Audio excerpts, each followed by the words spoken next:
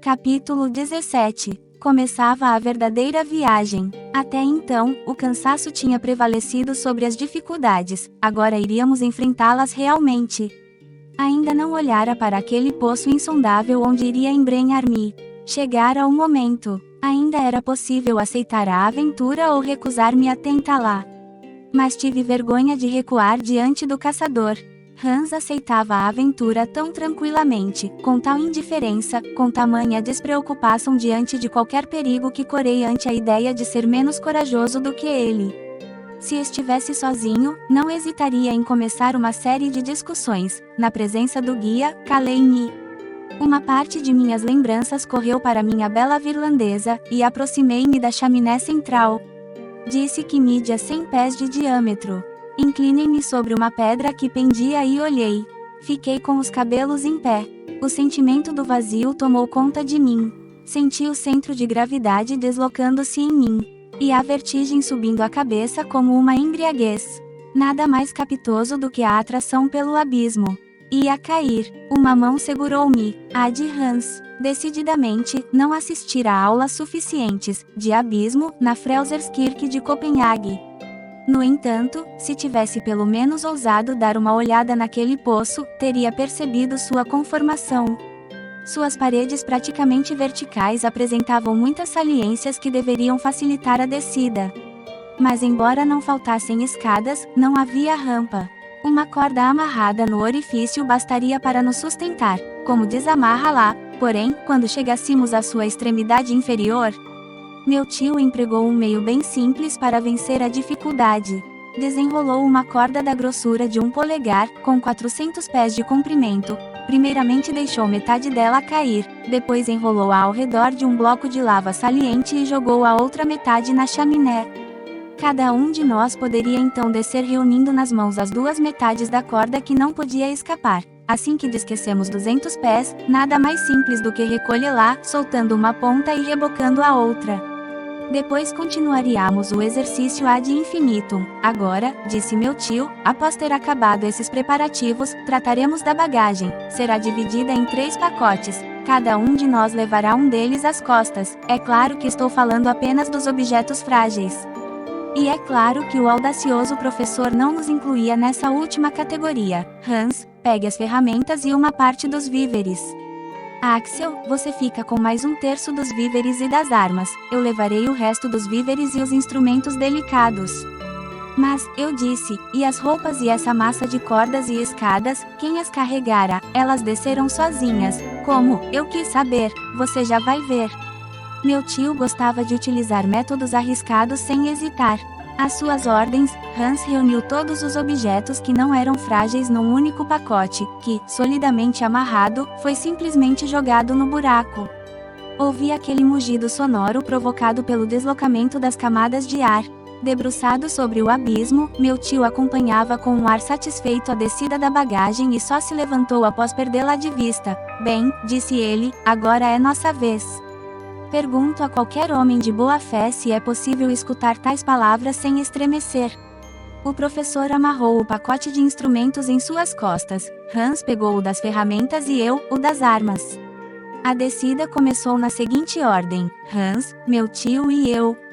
Aconteceu num profundo silêncio, perturbado apenas pela queda de pedaços de pedra que se precipitavam no abismo. Fui, de certa forma, escorregando. Uma de minhas mãos apertava freneticamente a corda dupla, a outra segurava o bastão de ferro. Era dominado por uma única ideia: temia perder o ponto de apoio. A corda parecia-me bem frágil para suportar o peso de 3 pessoas.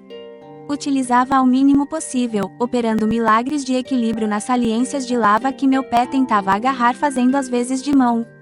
Quando um desses degraus escorregádios se abalava sob os pés de Hans, ele dizia com sua voz tranquila, Gif act, cuidado, repetia meu tio. Depois de meia hora, chegamos à superfície de uma rocha bem encaixada na parede da chaminé. Hans puxou uma das pontas da corda, a outra ergueu-se no ar. Após ultrapassar o rochedo superior, voltou a cair, raspando nos pedaços de pedra e de lava, espécie de chuva, ou melhor, de granizo bem perigoso. Debruçando-me nas bordas de nosso platô estreito, notei que o fundo do buraco ainda era invisível. Voltamos a manobrar a corda, e meia hora depois já havíamos descido mais 200 pés. Não sei se um geólogo fanático teria tentado estudar durante a descida a natureza dos terrenos que o rodeavam. Eu nem me preocupei com isso, pouco me importava que fossem Pliocenos, Miocenos, Eocenos, Cretáceos, Jurássicos, Triássicos, Permianos, Carboníferos, Devonianos, Silurianos ou primitivos. Mas com certeza o professor Examino-os ou tomou nota, pois, numa das paradas, disse-me, quanto mais desço, mais tenho fé. A disposição desses terrenos vulcânicos dá toda a razão à teoria de Davi. Estamos em pleno solo primordial, no qual aconteceu a operação química dos metais em chamas em contato com o ar e a água. Rejeito totalmente o sistema de um calor central. Aliás, logo poderemos constatá-lo. Sempre a mesma conclusão. Dá para entender que eu não visse a menor graça em discutir. Meu silêncio foi considerado um assentimento e recomeçamos a descer. Ao final de 3 horas, ainda não enxergava o fundo da chaminé. Quando levantava a cabeça, via seu orifício diminuindo sensivelmente. Em decorrência da leve inclinação, suas paredes tendiam a aproximar-se. Estava cada vez mais escuro. Continuávamos descendo. Parecia-me que as pedras que caíam das paredes desapareciam com uma repercussão mais suave e que estavam chegando com rapidez ao fundo do abismo. Como tinha o cuidado de examinar com exatidão nossas manobras com a corda, sabia exatamente que profundidade havíamos atingido e quanto tempo passara. Repetiramos 14 vezes a manobra que durava meia hora. Isso perfazia 7 horas, mais 14 ou 15 minutos de descanso, ou 3 horas e meia. Ao todo, 10 horas e meia. Partiramos a 1, deviam ser 11 horas. Quanto à profundidade que havíamos alcançado, essas 14 manobras com uma corda de 200 pés davam 2.800 pés. Naquele momento, Hans falou, "Halt!" Parei justamente quando meus pés estavam por se chocar com a cabeça de meu tio. "Chegamos", disse o último. "Onde?", perguntei, escorregando para perto dele, no fundo da chaminé perpendicular. "Não há outra saída, claro que há, uma espécie de corredor que estou entrevendo, e que oblíqua para a direita. Veremos isso amanhã. Agora vamos jantar e dormir." A escuridão ainda não era total. Abrimos a sacola de provisões, comemos e tentamos nos acomodar da melhor forma possível numa cama de pedras e detritos de lava. E quando, deitado de costas, abri os olhos, vi um ponto brilhante na extremidade daquele tubo de 3.000 pés de comprimento que se transformava numa gigantesca luneta. Era uma estrela sem qualquer cintilação, que, segundo meus cálculos, devia ser Beta da Ursa Menor. Adormece profundamente.